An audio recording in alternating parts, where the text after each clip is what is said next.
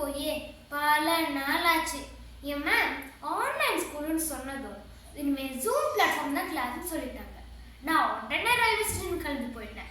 Railway station கிளம்பி போனால் platform number 1, 2, 3, 4ன்னு 4 platform இருந்துச்சு. ஆனால் மேம் சொன்ன ஜூம் பிளாட்ஃபார்ம் மட்டும் இல்லை. நான் மேம்க்கு கால் பண்ணி, மேம் நீங்கள் சொன்ன ஜூம் பிளாட்ஃபார்முக்கு போக லொக்கேஷன் மேப் சென்ட் பண்ணுங்கன்னு கேட்டேன்.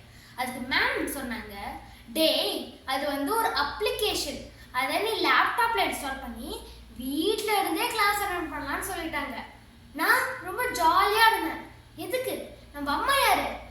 குட்டி சேனல் இருந்து மெட்ராஸ் சமையல் சேனல் வரைக்கும் ஒரு குக்கிங் சேனலை விடாமல் எல்லா சேனலையும் கரைச்சி குடிச்சவங்காச்சே. நமக்கு வெரைட்டி பேட்டிக்கு வந்துக்கிட்டே இருக்கும். Italian pasta, American burger, portion biryani என்ன நான் நினைச்சேன்.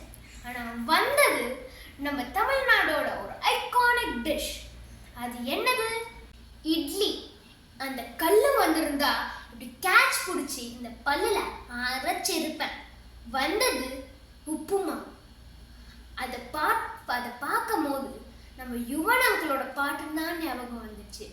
நான் நினைச்சது ஒன்று, நடந்தது ஒன்று, ஏ ராசா, நான் கேட்டது ஒன்று, கிடைச்சது ஒன்று, ஏ ராசா. இந்த கொரோனா டைஜஸ்ட் பண்ணிப்பாங்க. எங்க அம்மா இந்த உப்புமாவுக்கே பிராண்ட் அம்பாசிடர். அவங்க இதுக்கு வச்ச டேக்லைன் என்னன்னு உங்களுக்கு தெரியுமா? மணல் மணலான நெய்ல செஞ்ச உப்புமா நீ தின்னுமா? அதை கூட விடுங்க.